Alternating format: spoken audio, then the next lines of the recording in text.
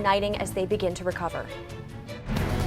News 4 San Antonio at 6. We're here for you.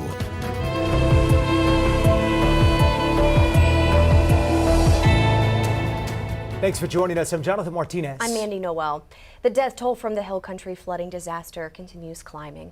Tonight, as search and rescue efforts continue, we know at least 104 people are confirmed dead across the state. 84 of those deaths alone are in Kerr County. Of those, 56 are adults and 28 are children. There are also still 32 people who have not been yet identified. 10 campers and 1 counselor still missing from Camp Mystic. And let's get right over to Chief Meteorologist Chris Suchan. We're tracking a flood watch in effect right now, Chris. Yes, and while it does include the Hill Country, good news is there really isn't much up there right now. And I'm not expecting much in Kerr County, to be sure. Now, far eastern portions of the Hill Country, we will keep an eye out for you because we do have thunderstorms in around Bexar County. This is a batch that has been lifting north. They're coming in with a gust over 30 miles an hour, and of course the brief pockets of heavy rain. Notice this little cluster here weekend, but the outflow boundary now is working up towards Stone Oak and Mountain Lodge here on 281 near Encino Park, TPC. That's lifting north here. So again, there could be a little bit of a spread of a few thunderstorms into Kendall and Comal County. There's Seguin, you see a little shower there. This thunderstorm around Calaveras Lake has been weakening. And then another batch of some heavy rainfall, Atascosa County into Frio in Medina County, as well as our eastern zone with a couple showers in thunderstorms. But right now, really holding our own with some dry weather in those hardest hit areas up into Kerr County. Guys, back to you. New questions tonight about flood warnings while the search continues for those who are still missing. News 4 San Antonio's Jay Avila is live along the Guadalupe River in Kerrville with what leaders say.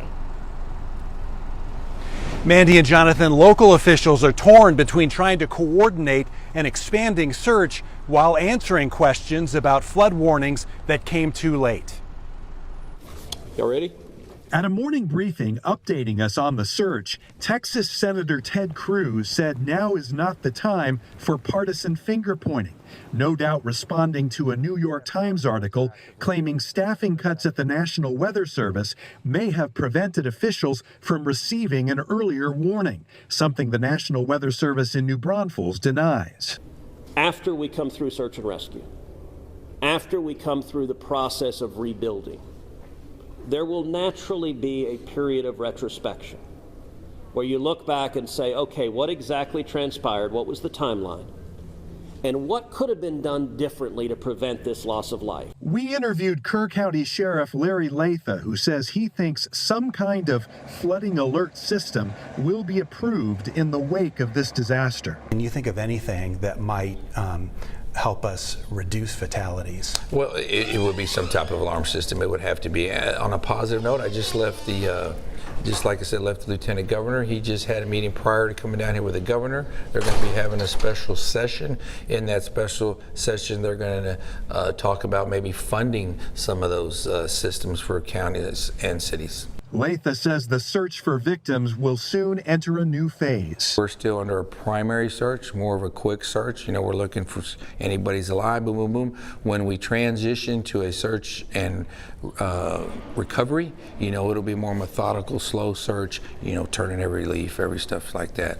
You know, it's got to be coming soon. We're in day 4. And the scope of that search is amazing. Crews in the air and on the ground are trying to cover 100 kilometers of this river, all the way from Hunt to Canyon Lake in Comal County. Reporting live in Kerrville, I'm Jay Avila. Back to you. All right, Jay, thank you for that report. As talk about any type of warning system is being discussed, it's bringing up a lot of questions following this flood disaster. Chief Meteorologist Chris Suchan joins us again live from the Weather Center. Chris, what did the warning system look like in the hours leading to the flood? Well, guys, we did, in fact, sort of see a buildup. If we can bring up the timeline here, I want to show you of when things started to evolve here through the day. First up, it was early in the morning. We had an excessive rainfall outlook that was issued here. And so that was from NOAA's Weather Prediction Center. That was in the morning. They put the Hill Country in a level 2 out of 4 risk. Then early in the afternoon, the National Weather Service put in a flood watch that was in effect for the remainder of the day into the night.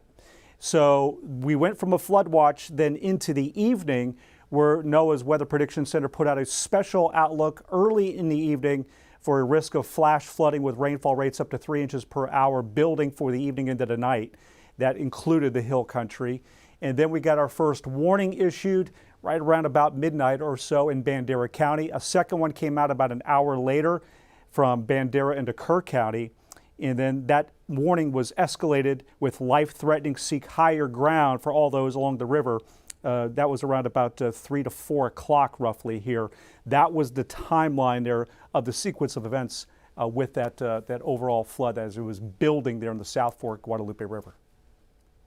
So Kerr County is now banning drones from flying in the area. The county previously asked people to ground their drones, but it's changed. They say a helicopter involved in emergency operations actually crashed into a drone. It had to make an emergency landing, and it's now out of service until further notice. That shouldn't be happening. So they're reminding people the temporary restrictions are not a suggestion. It's now required by law.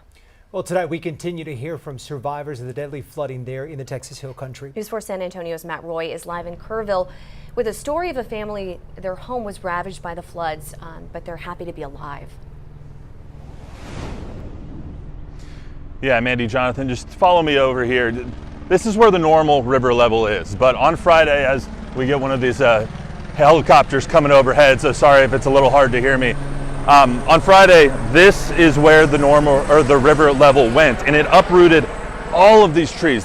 All these cypress trees were in the ground and good to go, but then they all got uprooted by the huge floods that happened. This is about 6.5 feet right here. I'm 6.5 feet tall, and it takes me an effort to jump into something like this.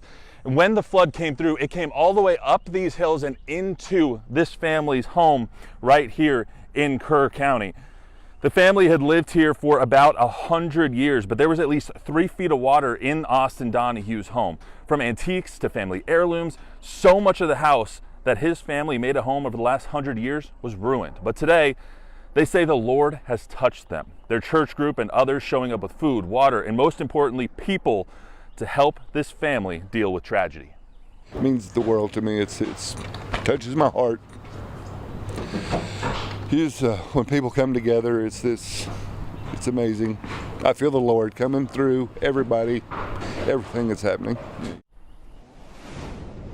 Now, even while my photographer Colton and I, who is so gracious in the camera behind us, we're here today at the home, we were offered a plate of food. I mean, it's just that kind of kindness that is going to help this community get through this unspeakable tragedy. Reporting in Kerrville, I'm Matt Roy, News 4 San Antonio.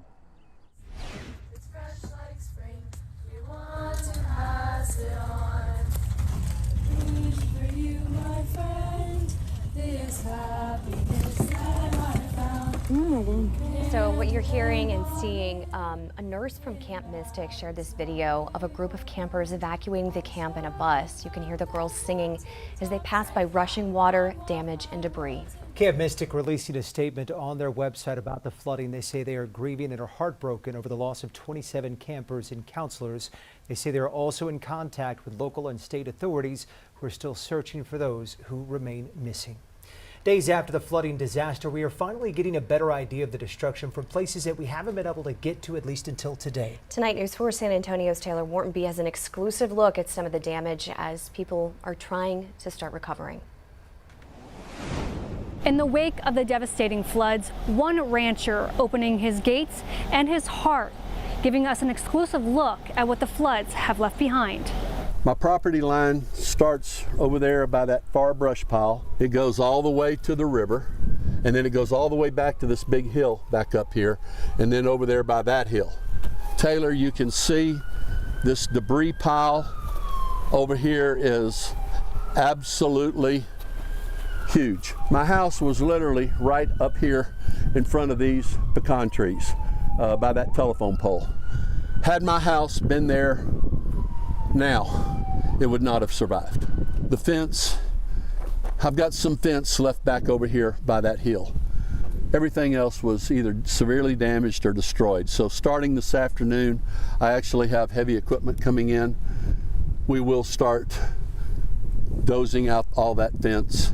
Where you're standing right now would have been over me. Would have been probably 20 feet over your head. Now, this was a natural disaster. They've happened. I've known about them my whole life because my grandfather and my great-grandfather were here, and my father were here for the flood of 32. My dad was 11 years old. And so I've grown up here and I've seen floods, but never one like this. Right over here, do you see the two people standing next to the white truck? Yes. That's where my gate was. And that gate withstood with no problem the floods of 69, 78, 87, and 02. No problem. Not this one. My gate's gone. My gate is completely gone. Look how, it's twisted. Right, into the tree. It is, it is. Siphon says what the community needs right now is a lot of prayers. I'm Taylor Whartonby reporting. We continue to learn more about those who lost their lives in the flooding, many of them, of course, being children. Emma Allen is at the live desk with what we've learned about two of the girls who lost their lives. Well, Emma Allen at the live desk. We're learning Hadley Hannah, an 8-year-old from Dallas, was one of the girls at Camp Mystic that passed away. Her mother described her as the most joyful, happy kid with a smile on her face. Hannah's family saying they are experiencing unimaginable grief and they request privacy, prayers, and compassion at this time. An 8-year-old Lenny McCown from Austin did not survive the flood. Lenny was also a camper at Camp Mystic, her father confirming her death. Her school, Cassis Elementary School in Austin, held a community gathering on Sunday to pray and reflect for the families in their community affected by the devastating Kerrville floods. That is the latest from the live desk. Well, the call for aid was sent out and answered. The Kerrville and Hill Country communities rallying together for relief support. News 4 San Antonio's Ethan Trejo caught up with volunteers today to show us. I'm here at the Salvation Army in Kerrville, where volunteers are popping up all over the area as the community rallies together to support anyone in need of relief here in the Hill Country. When Hurricane Harvey hit in Houston, me and a couple buddies went actually in our boat. We pulled people out of their houses. Volunteers that I spoke to today were amazed at how much support the town of Kerrville is receiving as hundreds of cars line up to donate supplies. Hector Sanchez lives in Canyon Lake, but he drove to Kerrville today to help the efforts. Canned goods, energy bars, stuff like I said that won't go bad. And I just went to H-E-B, got some more stuff, and we'll make a round two. And in Center Point, more volunteers are aiding in search and rescue, as Justin Governal is contributing his support in the best way he knows how. I said, oh, okay, well, man, I'm willing, I'm able, I'm a former Marine. And he's like, there's no such thing as former. From one jarhead to another, I'm going to give you a life jacket. We're going to hop on a boat. Both Sanchez and Governal representing a fraction of the community who are showing up and showing out to do what they feel is an obligation. I feel like it's my duty as a former Marine and as a man that, is willing and able to work. I said, well, what could I do? And so I started making calls, social media, and I said, all right, it's time to make a trip and make some donations. Anyone looking to support or volunteer can sign up on the Salvation Army website, salvationarmyusa.org. But the Salvation Army also encourages the most impactful way to help support, and that's through cash donations. In Kerrville, I'm Ethan Trejo. While the most destructive flooding has been in Kerr County, other parts of Central Texas also cleaning up right now from floods of their own. How some communities are working together, that's next. You're watching News 4.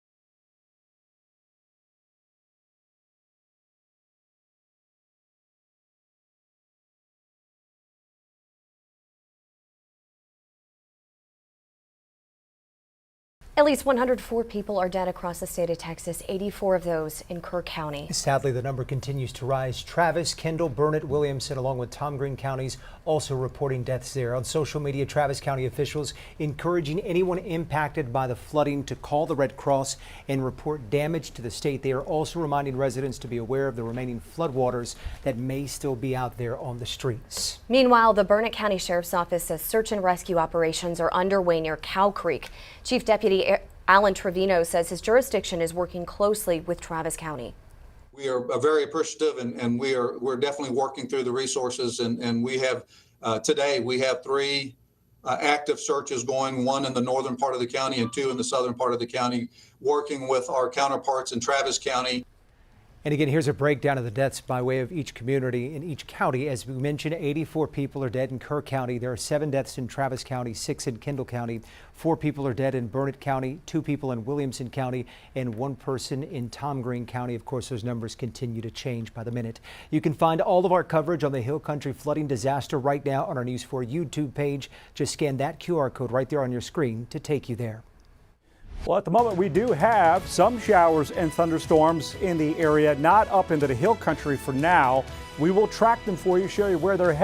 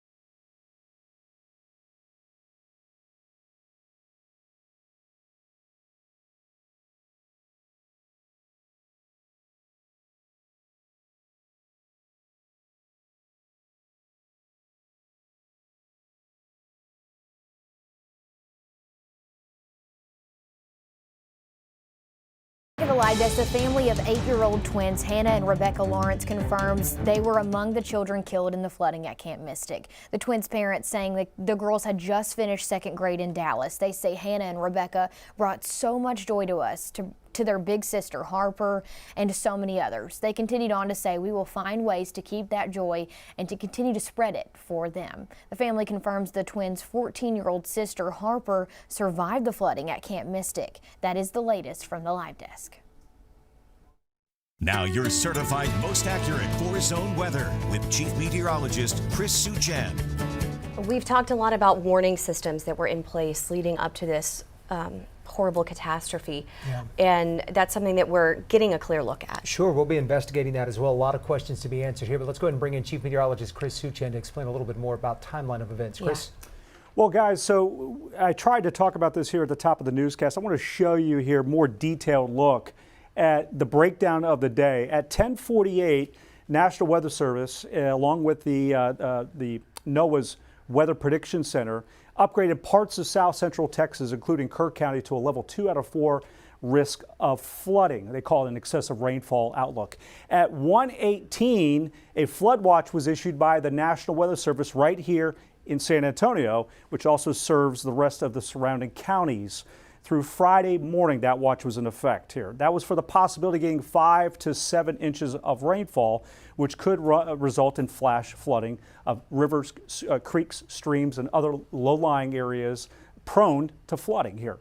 At 6:10, we had a special discussion issued from the Weather Prediction Center of NOAA highlighting south central Texas in a region of concern for slow-moving or training thunderstorms with high rainfall rates that could exceed 3 inches per hour. That was Thursday evening into Thursday night, that outlook.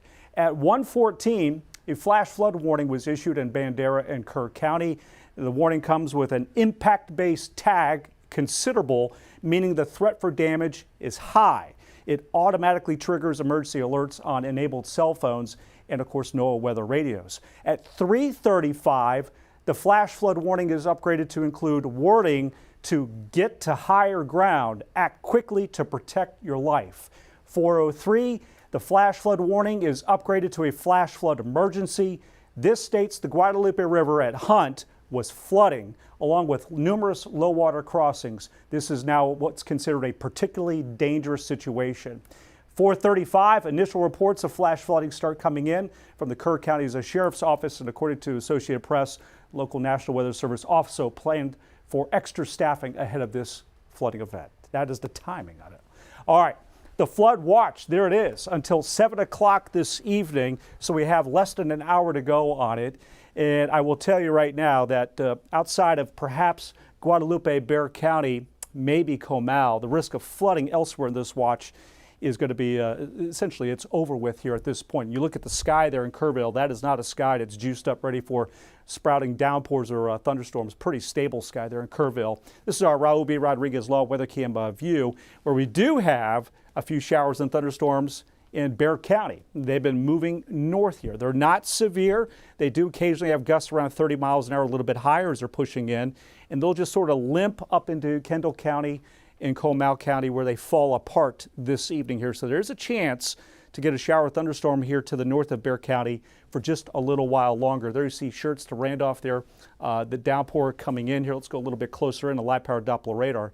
And you see a little downpour south of New Braunfels moving north. Shirts, Cibolo, you have that batch coming through there. You can see the tarmac there at Randolph. Here in Stone Oak, we have some rainfall. Then out there as you work around Leon Springs here on I-10. So we have that batch. And then as we look a little bit further to the south or to the east, we had a downpour here just sort of scrape across Seguin that has fallen apart. Elsewhere, we have this one thunderstorm weakening as it lifts north just to the west side here from Shiner, just missing out on that rainfall as it lifts north on the east side there of Gonzales County. So otherwise, we have a batch of thunderstorms in Atascosa County that's going to be lifting north. That would probably favor southern to western side of Bexar County. And to note this outflow boundary right here, as that's pushing in, there will be a chance for just a little while longer in here before they fall apart to see a shower or a thunderstorm. And then that batch way out west is weakening. The river level check, we are not in flood. Yesterday's heavy rain on the west side of Kerr County, you can see that push of water now moving east from Bergheim. Up next will be Spring Branch tonight, and then that will, of course, empty into Canyon Lake. And there you see the river flow there for Medina River. The lakes, get you a check on that. Canyon Lake is up about 11 feet since Saturday morning. Medina is now up to 4.7% full. And Lake Travis is up quite a bit here, almost now 17 feet. So here you can see this evening, the showers and thunderstorms unwind as we reach sunset and the loss of energy. We work our way through tomorrow. We'll have a 30% chance from Bexar County east for showers and thunderstorms, not in the hill country unless it's Comal County. And as we look at the total rainfall from that model, that gives you some idea. Our in-house computer model, it also has the scattered showers and thunderstorms moving into the 35 corridor, then they fall apart. So it should be a pretty good day up here for cleanup and debris removal and, of course, recovery. And then as we work our way through Wednesday, I do see the chance for some scattered showers and storms into the hill country, isolated in around Bexar County. So total rainfall from that model kind of gives you an idea of what we could see. And so we are starting to wind down the big pockets of rainfall that we've endured with flash flooding for multiple days. It is improving here. And you can see in the 7-day forecast, our next weather makers, Saharan dust, they're coming in on a Thursday into a Friday. Out west, 94 to 95, slight on the rain chance. The hill country, again, Wednesday, I see scattered showers and storms in your forecast. Highs will be in the 80s. Here's our eastern zone extended forecast. We're back right after this.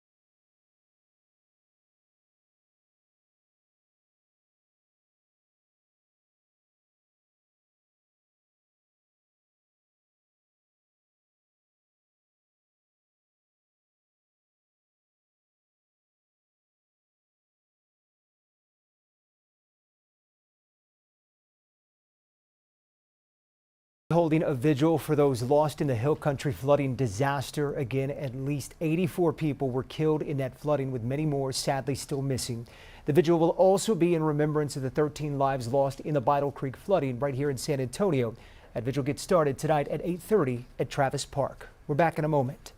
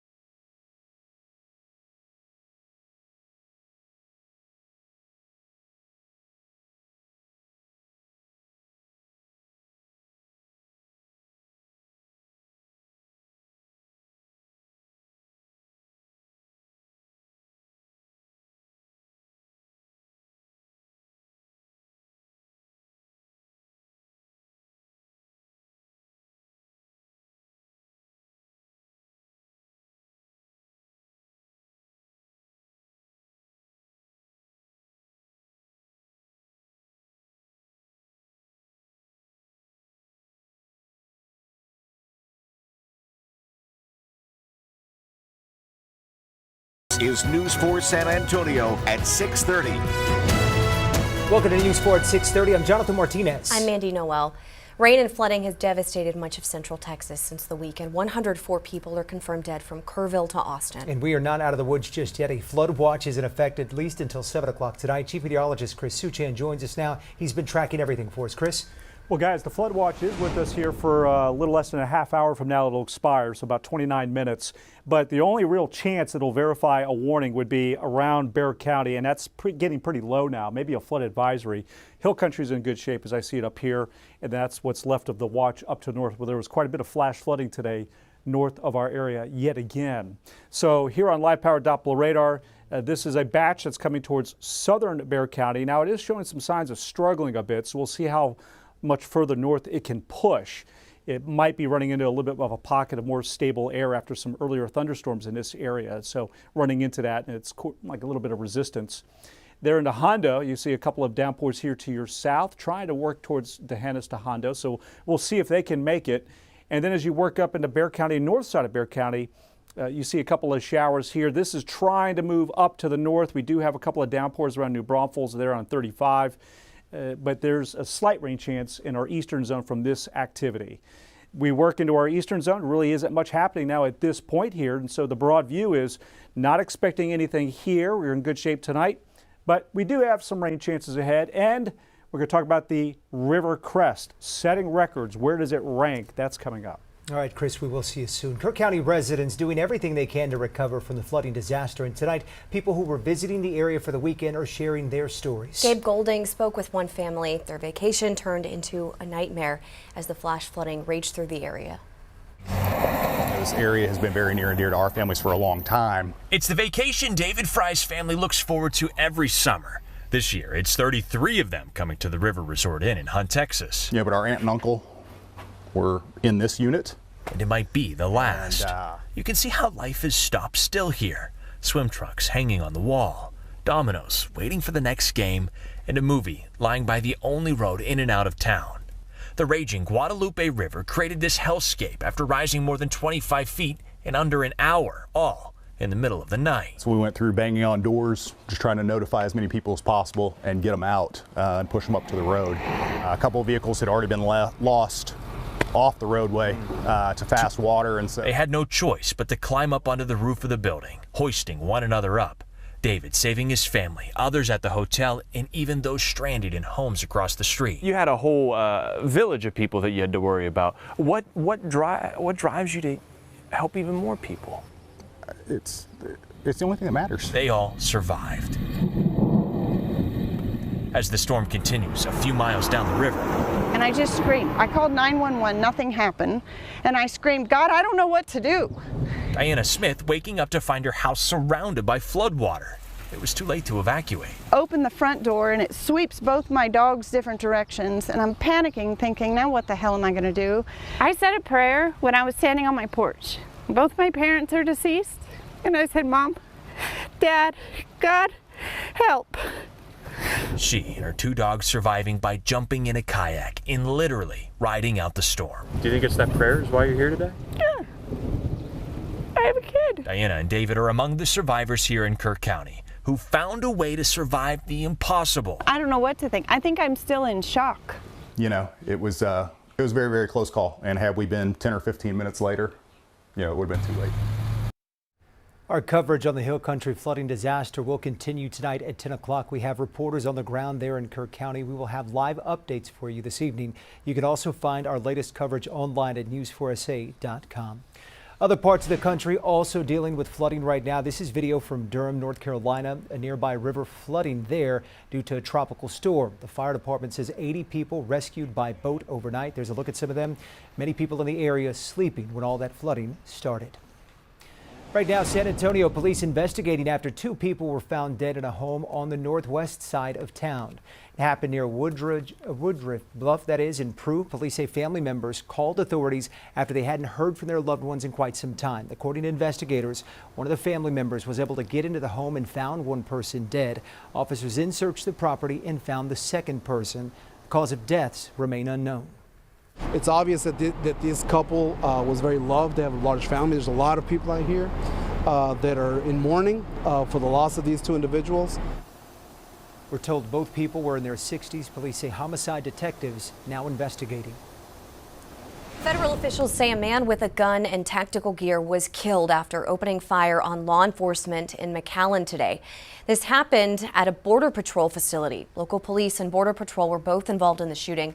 The suspect is identified as 27-year-old, a man from Michigan. He was reported missing from a home in Waco early this morning. I cannot tell you how many rounds were fired from the suspect, specifically that is, but there were many dozens of rounds fired by the suspect towards the building and towards agents in that building. Weslaco, that is. One officer was shot and several others are injured. That officer was being treated for non-life-threatening injuries. The FBI is leading the investigation. Officials say they have no reason to believe there are any other threats. Other news tonight, the Department of Homeland Security expected to revoke the temporary status of thousands of immigrants. That's according to a recent notice filed in the Federal Register. The Trump administration recently stripping the protections from multiple nationalities. They argue conditions in their home countries no longer justify protections. The temporary status applies to people who would face extreme hardship if they return to their country. President Trump pushing back another deadline for his tariffs. Amat Al-Nashar with the surprising acknowledgement he's making in letters to world leaders about America's trade deficits. From the Admiral's arrival to Tim Duncan's first interview in our city, and now on the Wemby Watch, Don Harris is your #1 Spurs authority.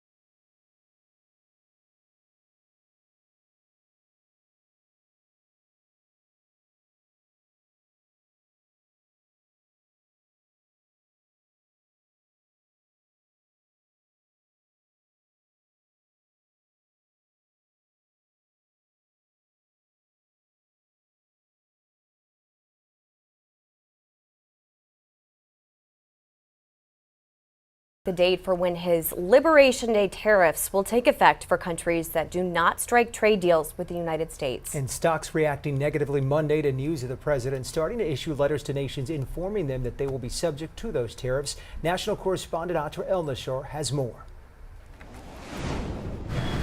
Just about every product that comes into the United States facing the prospect of steep tariffs once again. They'll range in value from maybe 60 or 70% tariffs to 10 and 20% tariffs. President Donald Trump on the hunt for concessions, largely from 18 countries that make up 95% of the trade deficit. Making his case in letters he's reportedly sent to all U.S. trading partners, with this warning included. If you don't move things along, then on August 1st, you will boomerang back to your April 2nd tariff level. So I think we're going to see a lot of deals very quickly. But they're deals that for the most part haven't come. Despite predicting back in April there would be 90 deals in 90 days, as tariff critics warn of impending inflation. 60 times as many people work in industries that use steel as work in the steel industry, and every one of them is less competitive because of the president's tariffs. Preliminary deals have been reached with the United Kingdom, as well as Vietnam, which White House officials positively call one-sided. We get to apply a significant tariff to Vietnamese exports. They're opening their markets to ours, applying zero tariff to our exports. It's a fantastic deal for Americans. China also appearing to play ball for now. The U.S. agreeing to lift export curbs on chip software, while China has approved the exports of rare earth minerals to the United States. Now, despite another deadline, the White House is already signaling there could be wiggle room, saying if a country appears to be acting in good faith, their deadline could be pushed back yet again. I'm Christine Frizzell reporting. But we still have a few showers and thunderstorms in the area. That includes Bexar County. We're going to track this activity for you, show you where it's heading next. Not done with rain chances just yet. Record crest levels here on the Guadalupe, where it ranks all time.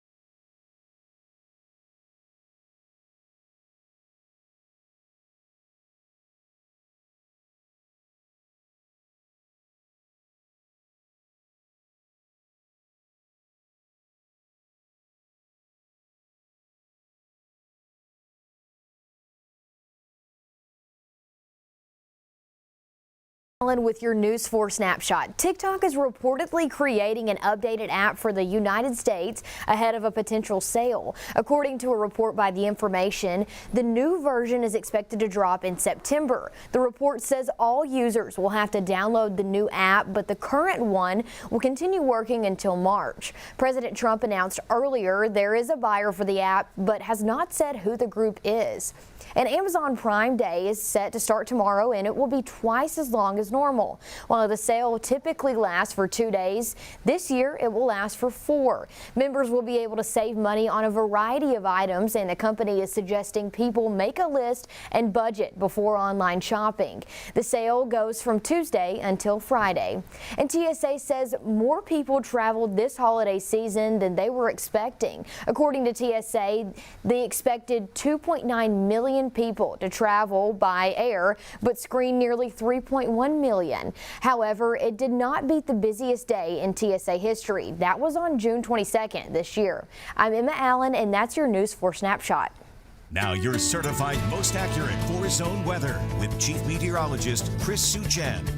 Walking up between breaks, you see outside all that rain that was coming down. It puts a lot of people, on edge a little bit because that's not what you want to see necessarily. I fully understand that, right? Being what we've been through for a part of the area. What's really interesting is part of our area wants to see rain. The other part says, no more. for obvious reasons, no more, for at least a long time here.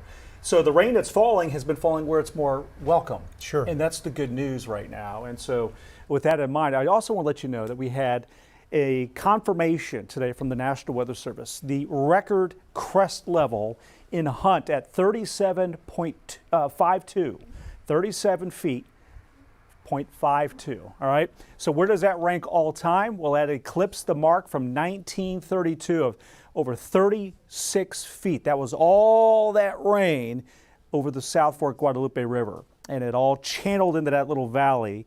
And that's how you get that rush and roar of water with a rapid climb in a very short amount of time. And so that's the all-time mark. That's a 100-year flood at least. Could be even, approaching 250 to 500-year flood. Then you have 1987, which is in third place. Many of you asked about that. Now, what's interesting is you look at Kerrville, and you see this flood. The crest was over 34 feet, but that's third place. And that, if the water's coming down through Hunt, how is it not higher in Kerrville in terms of the all-time mark? And that's a great question. 1987, because there was heavy rain in the South Fork, but also Johnson Creek was seeing a lot of rain, and that came down into the Guadalupe. And so that bumped the crest up even higher. And then 1932, there was more heavy rain falling across other parts of the basin into Kerrville. So this was primarily a South Fork Guadalupe River event, which was all time, and that's how it was third place there in Kerrville. That's the explanation, because sometimes you look at those numbers, it just don't quite seem to make sense. It's all about where the rain falls in this case here. Raobi Rodriguez Law Weather Cam View. Well, outside of San Antonio in the central zone here, the overall sky conditions to the east and in the hill country are pretty tame. That's a pretty stable atmosphere, not really supportive of thunderstorms. Here in Uvalde, that's looking east. You can see the texture there. Those are those distant towering cumulus clouds that I could show you. There they are. That was the view. Those towering clouds out there in the Medina County here. So these are little downpours. This little batch here is struggling now to move northwest. I do not expect it to make it that far because the air is drier, more stable. So, and that same can be set up here to the north. So you see this little batch is sort of struggling to make a penetration northbound into Kendall and Comal County. Although we do have a little bit of rain up here. Let's take you on a tour. And you can see again up there around New Braunfels and I-35, picking up on a few showers and thunderstorms here. Maybe a random lightning strike or two with this. It's not terribly impressive, but it's more rain. You have seen a lot of rain, so perhaps some of you up here are saying, boy, I'd like to catch a break here already. They're around Timberwood Park, Kinder Ranch, 281, around Cibolo Creek, just a little shower there, not much to it. Bexar County, outside of a couple of drops, it's pretty unimpressive at this point. This is an area where folks want to see rain. And so you see we have this one batch here. What's interesting is you can see the meteorology of this thunderstorm, what's happening. It was flourishing. Then as it's coming into Bexar County, it's running into an area where thunderstorms earlier that came in and rain cooled the atmosphere. The air is pretty stable here. So all of a sudden they're running into it, and it's like catching a cold, and they're falling apart. We work out to the west. Here you can see a couple little downpours around Hondo and Medina County. And again, they'll move a little bit more northwest before they decay and fall apart. And then for Atascosa County, pockets of heavy rain here around Poteet. You've had some heavy rain, and this here will start to gradually unwind in short order, and really not much here to the east. So this is the big broad view. Everything will start to settle down as we work our way through sunset tonight. In terms of the rainfall, you see the pockets of heavy rain we've had in the area, half inch or more of rain, especially in Maverick County, but not much here in the hill country that was hardest hit from all the recent flooding and the heavy rainfall. And around Bexar County, you can see you get a couple spots here where there's some pretty decent rain, around a ½ inch or more in some cases here. And as we show you the 5-day rainfall, really impressive, and tells the story here for Central and South Texas. This large zone, I mean, an absolute bullseye of 10 to 20 plus inches of rainfall, which does include some of our area. The river level, none of the rivers in our area are in flood. So you can see this is that big push of water now working towards Spring Branch. That was yesterday's rain. There's the lake level check in our area where Canyon Lake is up 11 feet and Medina, it's about 9 feet here. Everything begins to really sort of unwind in the coming days. So what you'll see is tomorrow the rain chance will favor the coast to about the I-35 corridor, not much into the hill country. And then on Wednesday, we'll see a batch come down into the hill country. And our next weather maker is going to be Saharan dust late this week here. It's not heavy storms. It's going to be dusty skies. We're drying out and temperatures right around normal to round out the week into the weekend. This is the Thomas J. Henry Sports Desk. Well, the NBA free agent moratorium is over. Let the signings begin, and the Spurs didn't waste any time introducing us to their new big man today. Luke Cornett signed his new contract, got an MRI, had his new uniform on, and then met with the media. And the big fella says he's not just coming here to be a bench warmer and back up Wemby. Yes, he will provide some defense when Wemby's on the bench, but he says he hopes the two can play together. Want to be able to play while Wemby's not playing, but also be able to play with him, which I feel like with Kristaps Porzingis and Al Horford in Boston, we were able to be pretty successful playing two bigs. So I think being someone that can just kind of connect and kind of solve things that are happening on the floor in real time is obviously what I hope to do, and I think something they hope that I can facilitate while I'm here. Now, Cornett's a smart guy, made a 34 on his ACT, was an academic All-American, and has a degree in mathematics and computer science from Vanderbilt. So I asked him about numbers in particular, why he chose to wear number 7. And I've never worn the number 4. Honestly, for me, and I feel like in the time of life for me and my family, like 7's a big number of like covenant and fulfillment and order and the faith. And so that's kind of what called me to it. And the secondary reason was I just hoped to be a third of the player that Tim Duncan was. So you're good at math. Oh, love multiples, factors, yeah, break it all down, yeah. A third of the player Tim Duncan was. The Spurs also announced today they've joined the growing list of professional sports franchises in the state who are teaming up to donate millions to help the victims of the Hill Country flooding tragedy. The Spurs, the Houston Rockets, the Dallas Mavericks, and the NBA are combining to donate $2 million. The Spurs told me today they'll have more details on how the money will be used in the next couple of days. They joined the Houston Texans, who stepped up with a $500,000 donation. The Texans were then joined by the Dallas Cowboys, who matched that, and the NFL also chipped in. And then late this afternoon, both the Houston Astros and the Texas Rangers announced they're donating $1 million apiece. So that's $5.5 million from Texas's pro sports teams. Spurs Summer League team has the night off. Dylan Harper won't play until Las Vegas. Carter Bryant has struggled in his first game, but David Jones Garcia has emerged as a Summer League star. He's had 20 or more points in both of the games. His 25 last night led the Spurs to a 2-point win over Golden State. Jones Garcia hoping to make an NBA roster, perhaps on a two-way deal, and he's proving so far that this guy can flat out score. Spurs have one more game in California. That's tomorrow night against Bronny James and the Lakers. Then it's off to Las Vegas, where I'm told we should see Dylan Harper for the first time Thursday night against Philadelphia. And when I was over interviewing Luke Cornett at the Spurs today, I saw Victor Wembanyama on the bike. He's back in town from his trip from Japan. And Wemby's also going to go over to Las Vegas and watch and support the rookies. All right. So we're eagerly awaiting to see what it looks like. Town. There we go. All right. Thank you, Don. We'll be right back.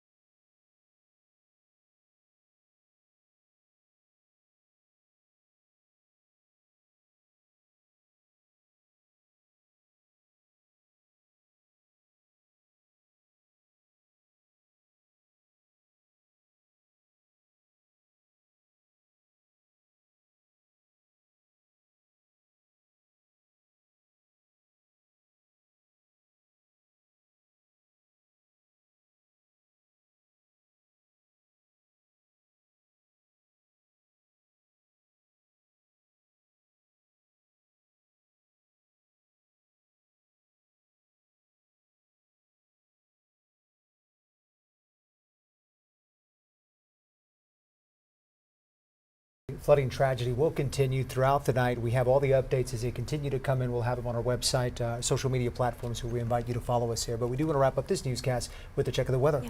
So the good news is, while we do have some showers and thunderstorms in the area, it's not up into the hill country. And so it's been a dry day up there. I was actually a little concerned early this morning about lunchtime. We may have a few showers and storms, and they actually materialized north of Fredericksburg all the way up to Lampasas. So it was not a factor for us today here. That was a real blessing.